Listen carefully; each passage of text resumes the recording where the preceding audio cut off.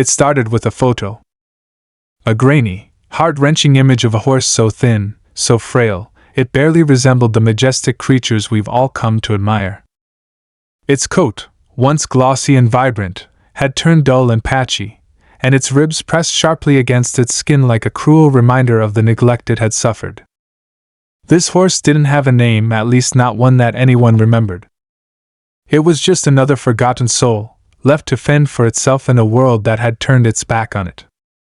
Most people who saw the picture felt a pang of sadness, maybe even anger, but quickly moved on.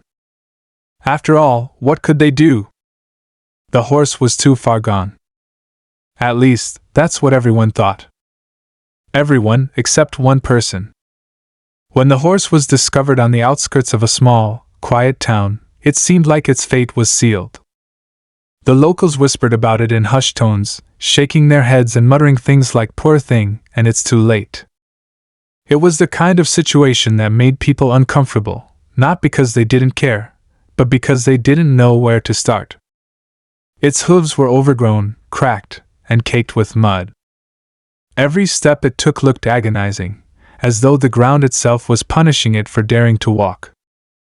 Its eyes, once filled with the quiet intelligence that horses are known for, were now hollow, clouded with pain and resignation. But for one passerby, walking away wasn't an option. They saw something others had overlooked, a faint spark of life. It was there, buried deep in the horse's trembling frame, but it was there. And in that moment, a decision was made. This horse would not be just another tragic story.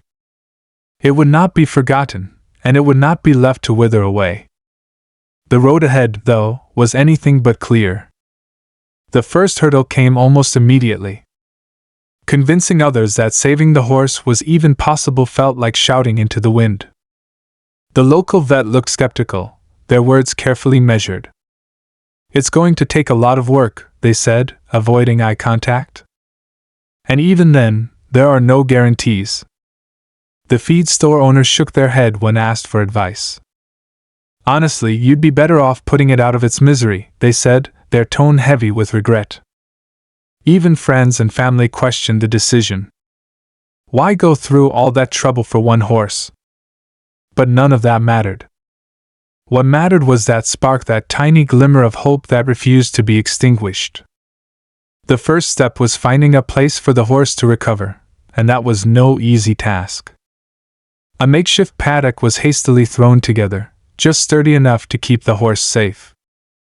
Then came the hard part, earning its trust. At first, the horse flinched at every movement, every sound.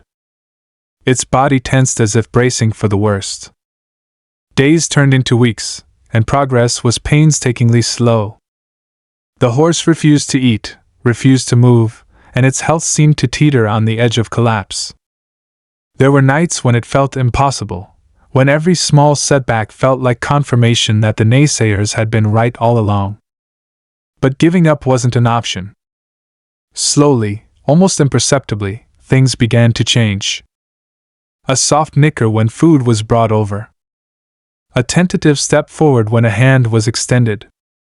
It wasn't much, but it was enough to keep going. And then, one day, something incredible happened. Something that would silence the doubters and prove that this horse's story was far from over. But before we get to that, let me take you back to the moment that changed everything, the moment when hope began to outweigh doubt, and the impossible started to feel within reach. The morning when things began to shift started like any other, quiet, heavy with doubt, but still moving forward.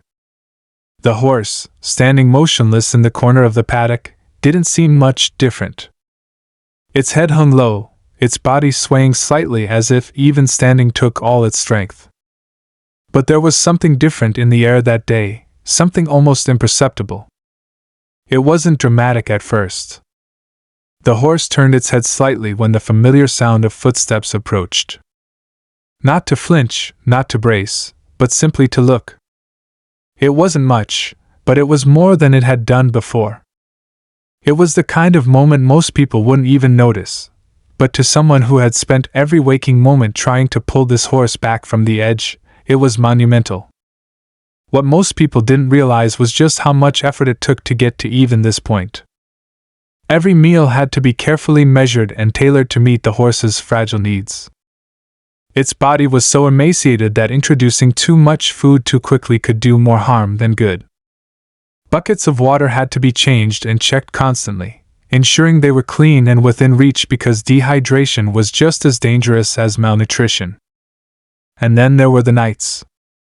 The ones filled with worry, pacing back and forth, replaying the day's events over and over. Had enough food been offered? Had the horse's demeanor changed in any way? Was it breathing differently? Each little detail became a puzzle piece, and putting them together felt like trying to solve a mystery with half the clues missing. But the challenges weren't just physical. The horse's emotional scars ran deep, and the smallest, most innocent movements could send it into a panic. A broom leaning against the fence or a coat draped over a chair could spook it, sending it stumbling backward in fear. It was heartbreaking to watch, knowing that it wasn't the present causing this reaction, it was the past. A past no one could truly understand, but one that had left its mark on every inch of this horse's being. The people around didn't make things easier either. Despite the small moments of progress, skepticism lingered in every conversation. "You're still trying with that horse?" Someone asked one afternoon, their tone a mix of disbelief and pity. "Don't you think it's time to let go?" But letting go wasn't an option. Not when the horse had come this far, even if far still looked like a long way to go. There was something about the way it had turned its head that morning, so subtle, so fleeting, but undeniably present. It was enough to reignite the fire to keep going. The next step was addressing the horse's hooves, which had been neglected for so long they barely resembled what they were supposed to be. Each step the horse took was a reminder of how much pain it was in, and fixing the problem was a delicate process. A farrier was called in, someone with years of experience and a reputation for patience. When the farrier arrived, they stood silently for a moment, looking the horse over with a careful, practiced eye. "This is going to take time," they said finally, their voice soft but firm. "But we'll get there." The process was slow and deliberate. The farrier worked gently, speaking in a calm, reassuring tone as they trimmed away the overgrown and damaged portions of the hooves. The horse flinched at first, its body tense and wary, but the farrier's steady hands seemed to soothe it. It was as though the horse could sense that, for the first time in a long time, someone was trying to help, not hurt. After what felt like hours, the farrier stepped back, wiping their hands on a cloth. "It's not perfect," they said, "but it's a start." A start. That word echoed in the air, carrying with it a glimmer of something that felt dangerously close to hope. The days that followed were filled with more of those small victories. The horse began eating a little more each day, its body slowly regaining strength. Its coat, while still dull, started to show hints of the vibrant color it must have once been. And then there were the eyes. Those hollow, lifeless eyes that had haunted so many sleepless nights began to change. It was subtle at first, just a faint glimmer of awareness, of connection. But it was there. Still, the road ahead was uncertain. Every step forward seemed to come with 2 steps back. A day of progress could be undone in an instant by a sudden noise or an unexpected movement. It was a constant battle between hope and doubt, between believing in the possibility of a better future and fearing that it might all come crashing down. The mystery of the horse's past lingered in the background, unspoken but always present. Who had let it get to this point? What had it endured before being found? And why had no one stepped in sooner? These questions swirled in the air, unanswered but impossible to ignore. One evening, as the sun dipped low on the horizon, painting the sky in shades of orange and pink, something extraordinary happened. The horse, standing in its usual spot at the edge of the paddock, took a step forward. Not the hesitant, painful steps it had taken before, but a purposeful, deliberate step. Its head lifted slightly, its ears perked up, and for the first time, it seemed to truly see the world around it. It was a moment that felt like the beginning of something new, something that couldn't yet be put into words. But as much as it felt like a turning point, there was still so much left unknown, so much left to uncover. The journey was far from over, and the challenges ahead loomed large. But in that moment, standing there in the fading light, it was impossible not to believe that this horse's story was only just beginning. The horse's purposeful step forward that evening seemed like a sign of progress, but the reality of the situation was still precarious. Each small victory came with a shadow of uncertainty, a constant reminder that the fight to save this animal was far from over. That night, as the stars began to sprinkle the sky, there was an overwhelming sense of responsibility hanging in the air. This wasn't just about saving a life, it was about rebuilding trust, healing wounds that couldn't be seen, and proving to a world full of doubt that redemption was possible. But there were moments that made even the most steadfast hope falter. Early the next morning, as the first light of dawn broke across the paddock, the horse was found lying down, its body stiff and unresponsive. Panic immediately set in. Was it sick? Was it in pain? All the fear and doubt that had been pushed aside came rushing back with force. The horse's breathing was shallow, its eyes half closed, and it didn't respond to gentle prodding. The vet was called immediately. They arrived with a quiet urgency, their expressions serious but calm. For what felt like hours, they worked in silence, checking the horse's vitals, running their hands along its fragile body, and murmuring words of reassurance that were meant as much for the horse as they were for the people watching anxiously nearby. When the vet finally spoke, their tone was measured, but their words carried weight. "The stress is taking a toll," they said. "It's been through so much, and even with all your care, its body is still incredibly weak. This is going to be touch and go for a while. You're doing everything right, but you have to prepare yourself for the possibility that it might not be enough." The words were a gut punch, but they didn't break the resolve that had carried this far. Instead, they reignited the determination to keep fighting, no matter how bleak things seemed. The horse was coaxed back to its feet with great difficulty, and as it stood trembling but upright, it felt like a fragile victory. Each moment it stayed standing was a reminder of its resilience, even if that resilience was hanging by a thread. In the days that followed, the horse's condition seemed to stabilize, but the emotional scars remained as raw as ever. Earning its trust was an uphill battle. Every movement still felt like a test, every approach like walking a tightrope. There were times when the horse would suddenly shy away, its eyes wide with fear, as though reliving a memory too painful to face. Those moments were a stark reminder that healing wasn't just about food and shelter, it was about patience, understanding, and an unshakable commitment to proving that not all humans were capable of harm. The mystery of the horse's past became a quiet obsession. A few inquiries were made around town, but no one seemed to know where the horse had come from. There were whispers of neglect, rumors of a nearby property that had been abandoned months ago, but nothing concrete. It was as if the horse had simply appeared, a tragic enigma left to fend for itself. But the scars on its body told a different story.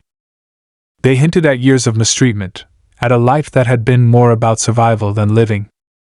Then there was the matter of resources. Saving the horse was a monumental task, and the costs were piling up. Feed, medical care, farrier visits, it all added up quickly. Some people in the community began to question whether it was worth it. Why not focus on animals that have a better chance? Someone asked one day, their tone not unkind but lacking understanding. There are so many others that need help. It was a valid point, one that was hard to ignore. But walking away wasn't an option. Not when the horse was starting to show glimpses of who it could become. Not when there were moments, however brief, when it seemed to believe in the possibility of something better. And then, almost out of nowhere, a new obstacle emerged. One morning, a man arrived at the paddock, his expression unreadable. He claimed to know where the horse had come from. His voice carried a hint of defensiveness as he explained that the horse had once been part of a working farm, but things had gone downhill after a series of personal tragedies. He didn't explicitly admit to being the horse's owner, but his words hinted at guilt, at a connection he wasn't ready to fully acknowledge. The encounter added a new layer of complexity to the story. If this man truly was responsible for the horse's condition, what should be done? Confronting him could risk stirring up trouble, but letting him walk away without accountability didn't sit right either. And then there was the question of the horse itself. If it truly had been his, could he legally claim it back? The thought of the horse returning to a life of neglect was unbearable, but the situation was murky, and the law wasn't always on the side of what was right. As this new subplot unfolded, the horse continued its slow journey toward recovery. Its coat began to show a faint sheen, its movements grew less labored, and its eyes, those once hollow, haunted eyes, started to hold a glimmer of curiosity. But the progress was fragile, and the challenges ahead loomed larger than ever. The mystery of the horse's past, the question of its future, and the unrelenting fight to prove that its life was worth saving all collided in a tangle of uncertainty. Every day felt like a battle against time, against doubt, against the lingering shadows of a past that refused to let go. And yet, in the midst of it all, there was something unshakable. A belief that no matter how difficult the journey, this horse's story wasn't over. Not yet. The hardest part was still to come, but for the first time, it felt like there was a real chance that this fight might be worth it. The days leading up to the horse's turning point were a whirlwind of uncertainty, each one more intense than the last. The man who had appeared at the paddock lingered in the background, his presence unsettling but unavoidable. He didn't push to take the horse, but his vague claims of ownership and the tension in his voice left a mark that was hard to shake. There was no telling what he might do next, and that alone was enough to make every step forward feel precarious. At the same time, the horse's recovery had reached a delicate stage.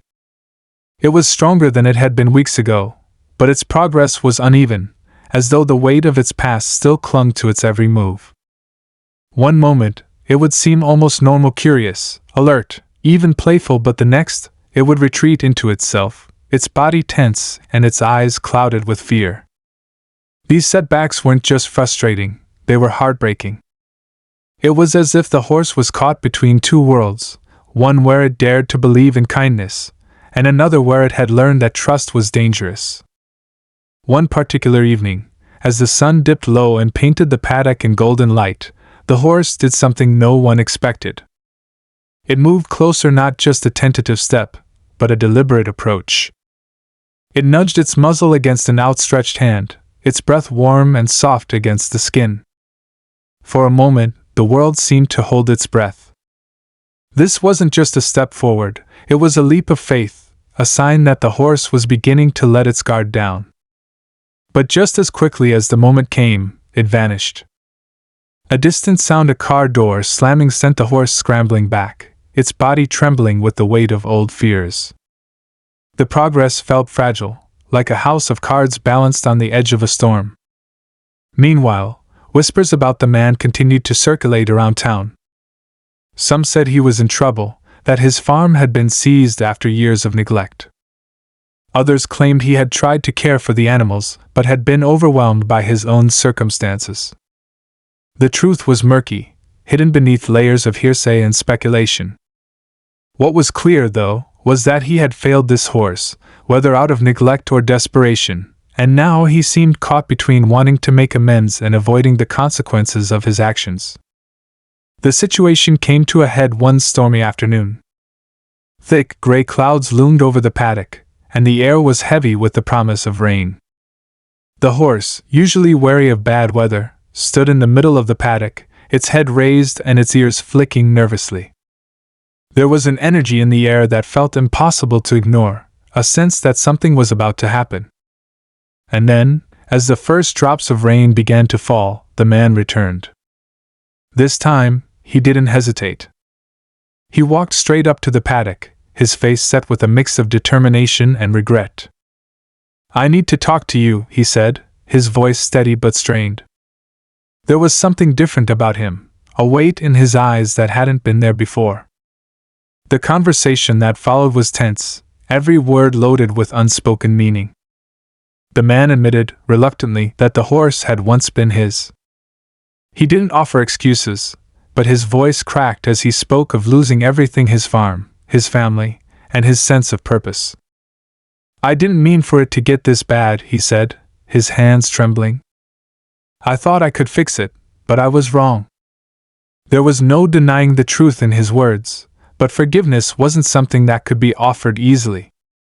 The damage had been done, and the scars the horse carried, both physical and emotional, were proof of that. Still, the man's presence raised questions that couldn't be ignored. Did he truly want to help the horse now, or was this just an attempt to ease his own guilt? And what if he tried to claim the horse, legally or otherwise? The thought was unbearable, but the situation was far from clear-cut. As the rain began to fall harder, the tension in the air grew thicker. The horse, sensing the unease, backed into the corner of the paddock, its eyes darting between the people and the storm. It was as if it could feel the weight of the decision hanging in the air, the uncertainty of its own future. And then, in the middle of the downpour, something remarkable happened. The horse, despite its fear, took a step forward. Then another. Its movements were slow, deliberate, but unmistakable. It walked right up to the fence, its ears twitching as it studied the man standing on the other side. For a moment, it was as though the horse was asking its own question, demanding its own resolution. But the moment didn't last. A sudden crack of thunder sent the horse scrambling back, its body shaking as it retreated to the farthest corner of the paddock. The man, drenched and visibly shaken, muttered something under his breath before turning and walking away, leaving the questions unanswered and the tension unresolved. As the rain continued to fall, it felt like the entire world was holding its breath, waiting for something to break. The horse's recovery, the mystery of its past, and the man's intentions had all collided into a storm of uncertainty. And yet, through it all, there was still that spark, that faint, unrelenting hope that refused to be extinguished. The hardest choices were yet to come, and the answers remained just out of reach. But one thing was clear: the story was racing toward a moment that would change everything. The storm lingered well into the night, thunder rumbling in the distance as the rain poured relentlessly over the paddock. The horse was restless, pacing in the shelter of the small lean-to, its movements stiff and uneven. Despite its newfound strength, the stress of the day, of the man's sudden reappearance, and the charged atmosphere had clearly taken a toll. It was a sleepless night for everyone, filled with the sound of rain hammering on the roof and the persistent ache of unanswered questions. By morning, the storm had passed, but the tension remained. The paddock was soaked, the ground muddy and uneven, and the horse stood motionless, its energy seemingly drained. The events of the previous day replayed over and over, each detail more unsettling than the last. The man's appearance had opened a door no one was ready to walk through, and yet it felt like the only way forward was to confront whatever lay on the other side. It wasn't long before the next twist came, and it arrived in a way no one could have predicted. A call came mid-morning from a local animal welfare organization. They had been tracking reports of neglected animals in the area for months and had just uncovered new information about the horse's past. "There's something you need to see," the voice on the other end said, their tone urgent but guarded. "We've found photos. And they're not easy to look at." The photos arrived shortly after, and they were worse than anyone had imagined. They showed the horse in a condition even more dire than when it had been found, its ribs jutting out sharply, its coat matted with dirt, and its eyes filled with a haunting emptiness. But what struck the hardest wasn't just the state of the horse, it was the unmistakable background of the images. The setting was the man's property, the same one he had vaguely alluded to during his visit. The photos changed everything. They weren't just proof of neglect, they were a window into the life the horse had endured, a life that had been defined by suffering and abandonment. And yet, they also raised new questions. Why had the man come forward now? What was he hoping to gain? And most troubling of all, could he somehow take the horse back, despite everything? The stakes had never been higher. The legal implications of the man's connection to the horse were murky, and while the photos painted a damning picture, they didn't guarantee justice. The law often fell short in cases like this, and the possibility of losing the horse to the very person who had failed it was almost too much to bear. As the days passed, the situation grew more complicated. The man returned, this time with papers in hand. They were old and faded, but they appeared to confirm his ownership of the horse. "I didn't know what I was doing back then," he said, his voice heavy with something that sounded like regret. "But I'm trying to make it right now."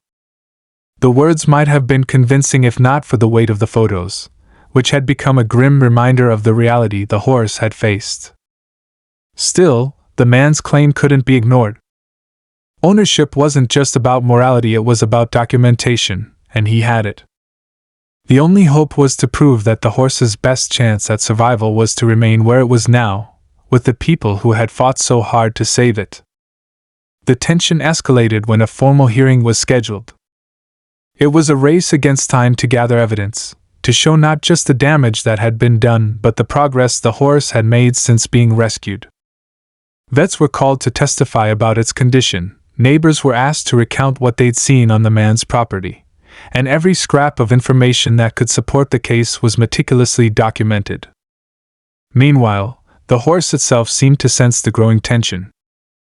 Its behavior became erratic, its progress stalling as the stress of the situation seeped into the air around it.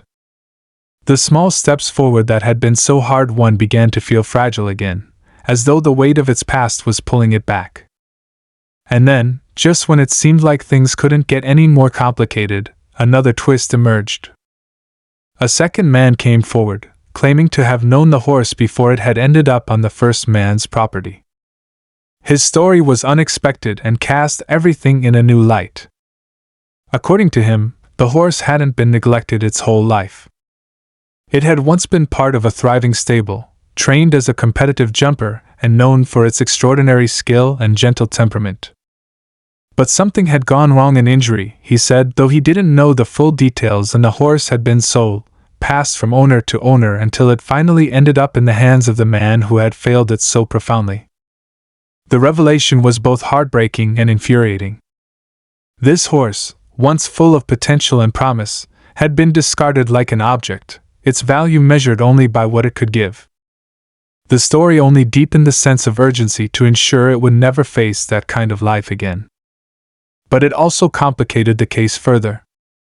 If the horse's history stretched beyond the man's ownership, it raised even more questions about who had the right to decide its future. As the hearing approached, the tension reached a boiling point. The man's intentions remained unclear. Was he truly seeking redemption, or was this about something else? And what about the second man? Could his story be trusted, or was he simply trying to insert himself into a situation he had no stake in? The horse, caught in the middle of it all, became a symbol of resilience but also a reminder of how easily life could be undervalued. The climax was near, the threads of the story tightening into a web of uncertainty. The stakes were no longer just about saving one horse, they were about confronting a system that had allowed this to happen, about challenging the idea that some lives are disposable. And yet, despite all the uncertainty, one thing remained constant: the belief that this horse deserved better, and that its story wasn't over yet. The day of the hearing arrived with a sense of finality that hung heavy in the air. The tension that had been building over weeks seemed to settle into the very walls of the small room where the meeting would take place. The horse, of course, remained at the paddock, oblivious to the battle being waged on its behalf. It was grazing quietly when the trailer pulled away, leaving its caretakers to face what could very well decide its future. Inside the room, the atmosphere was somber but charged. On one side sat the man who had claimed ownership of the horse, his face drawn and pale. On the other, the horse's current caregivers, their expressions a mix of determination and quiet fear. Between them stood a mediator, tasked with weighing the evidence and deciding what was best for the animal, a task that felt impossibly large given the stakes. The first to speak was the man. He repeated much of what he had already said, his voice trembling as he described the circumstances that had led him to fail the horse. "I didn't mean for it to happen," he said again, his words hanging in the air like an unfinished apology. "I've made mistakes, but I want to make it right." The photos of the horse's neglect were presented next. The room seemed to hold its breath as they were passed around, each image a stark, undeniable reminder of the suffering the animal had endured. The man's gaze fell to the table, his shoulders slumping under the weight of what he had allowed to happen. But when it came time for the caregivers to speak, the story shifted from one of despair to one of hope. They detailed the horse's slow but steady recovery, its growing strength, and the flickers of trust that had begun to emerge after weeks of patient care. They shared videos and testimonies from veterinarians, all of whom agreed that the horse was finally on a path toward healing, one it could only continue on if it remained in their care. It was a compelling case, but then the unexpected happened. The second man, the one who had come forward claiming to know the horse's past, stood up and asked to speak. His presence had been tolerated but not welcomed, as his connection to the horse was still unclear. But now, as he began to talk, the room fell silent. "I knew this horse when it was a champion," he said, his voice steady and sure. He pulled out a weathered photograph, one that showed the horse in its prime, sleek, strong, and proud, standing tall beside a younger version of himself. It wasn't just any horse. It had a name, a legacy. It was called Valor. The name rippled through the room, carrying a weight that seemed to settle over everyone present. Valor. The horse that had become a shadow of its former self, forgotten and discarded, had once been something extraordinary. The man went on to describe the horse's early years, its talent and gentle spirit, and the injury that had marked the beginning of its downward spiral. "It didn't deserve what happened to it," he said, his voice breaking. "No animal does." The revelation changed everything. This wasn't just a case about neglect, it was about redemption, about giving a creature that had already lost so much a chance to live out its days with dignity and care. And yet, even as the man's story swayed the room, the tension remained. What would happen now? Would the man who had failed the horse step aside, or would he continue to fight for an animal he had so clearly wronged? The decision came quickly but not without drama. The mediator, after much deliberation, ruled in favor of the caregivers. The horse would stay where it was, where it had a real chance to heal and thrive. Relief flooded the room, but the moment wasn't without its shadows. The man who had claimed ownership of the horse sat silently, his hands trembling as he nodded in quiet acceptance. He didn't argue, didn't plead, just stood and walked out of the room, his head bowed as though carrying the weight of his own failures. But just as everyone thought the story was over, the second twist came. As the meeting ended and people began to leave, the second man approached the caregivers with an offer. "I want to help," he said simply. "Not to take over, not to claim it. Just to make sure Valor has everything it needs. I owe it that much." His offer was met with surprise but also gratitude. His resources and knowledge, combined with the unwavering dedication of the caregivers, meant that Valor's future was no longer just a hopeful possibility, it was a certainty.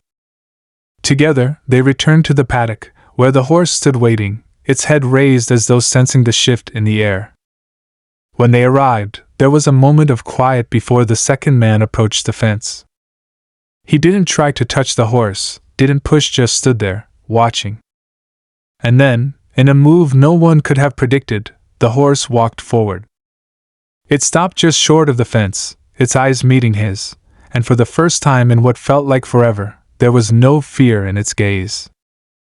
Only a quiet recognition, as if it knew that things were finally going to be different. The story had reached its climax, the conflicts resolved, but the journey was far from over. Valor's recovery would take time, patience, and love. But now, With its past finally behind it and a future filled with promise, it felt like anything was possible. For everyone involved, the lesson was clear: no life is ever beyond saving, and even the deepest scars can begin to heal with the right care. In the weeks that followed, the paddock felt different. There was a new energy in the air, one that spoke of hope and renewal. The horse, now officially called Valor, seemed to sense it too. Its steps were steadier, its movements more assured.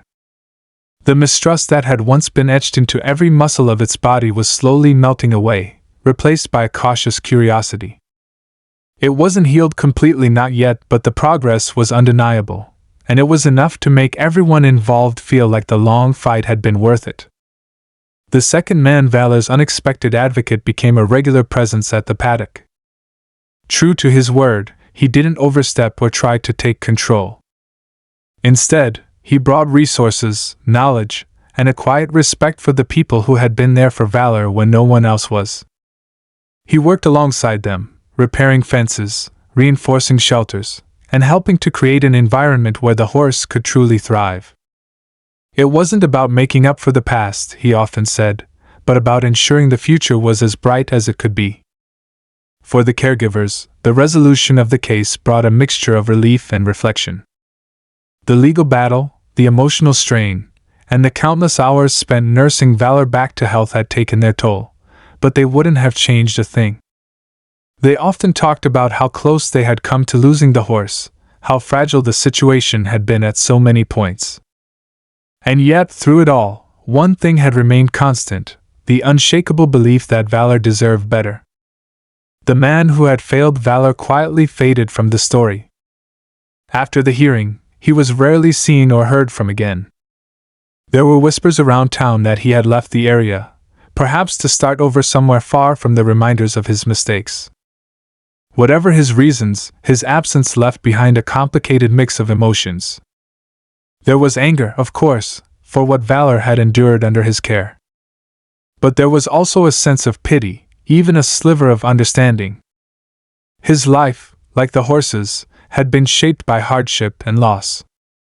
The difference was that Valor had been given a second chance, while he seemed to be running from his. As the months passed, Valor continued to grow stronger. Its coat regained its sheen, its muscles filled out, and its eyes, once so clouded with fear, began to shine with something new: trust. The small victories that had once felt monumental, allowing a touch, taking a few steps without hesitation, were now everyday occurrences. The horse that had been written off as beyond saving was not only surviving but thriving. There was one moment, in particular, that stood out to everyone who had been part of Valor's journey. It was a crisp autumn morning, the kind where the air felt fresh and alive. The caregivers decided to let Valor out into the larger pasture for the first time, a space it hadn't ventured into since arriving. The gate was opened, and for a moment, Valor hesitated. It stood still, ears flicking, as if weighing the decision. Then, with a sudden burst of energy, it took off.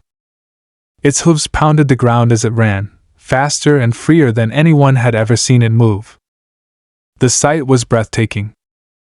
Valor galloped across the pasture, its mane streaming behind it, its movements fluid and powerful. It was as if the weight of its past had finally lifted, replaced by the pure joy of being alive. For the people watching, it was more than just a moment, it was a culmination of everything they had worked for, proof that even the deepest wounds could heal. The story didn't end there, of course. Valor's journey of recovery was ongoing, and so was the commitment of those who cared for it. The second man continued to be part of its life, quietly ensuring that the horse would never again face the uncertainty of its earlier years. Together with the caregivers, he helped set up a small fund to provide for Valor's needs and to support other animals in similar situations. They called it Valor's Legacy, a name that felt fitting for a horse that had come to symbolize resilience and hope. Over time, Valor's story began to spread. What had started as a quiet effort to save a single horse became something much larger, inspiring people near and far. Letters and messages poured in from those who had followed the journey, many sharing their own stories of second chances and redemption. Some offered donations, while others simply wrote to say how much they had been moved by valor's transformation. The paddock, once a quiet and unassuming place, became a symbol of what could be achieved with compassion and determination. In the years that followed, the people who had fought for valor often found themselves reflecting on the lessons the horse had taught them. It wasn't just about perseverance, or the power of kindness, though those were certainly part of it. It was also about the importance of seeing potential where others saw failure, of believing in the possibility of change even when the odds seemed insurmountable. Valor, for its part, seemed content. It spent its days grazing in the pasture, rolling in the dirt, and occasionally trotting over to the fence to greet visitors with a gentle nudge. It was no longer the broken, fearful animal it had once been. It was whole, in every sense of the word. And so the story came to an end, not with a dramatic finale but with the quiet, steady rhythm of a life reclaimed. Valor's journey had been long and difficult, marked by pain and uncertainty. But it had also been a journey of hope, of second chances, and of the extraordinary things that can happen when people refuse to give up. For everyone who had been part of that journey, it was a story they would carry with them forever, a reminder that even in the darkest moments, there is always the possibility of light.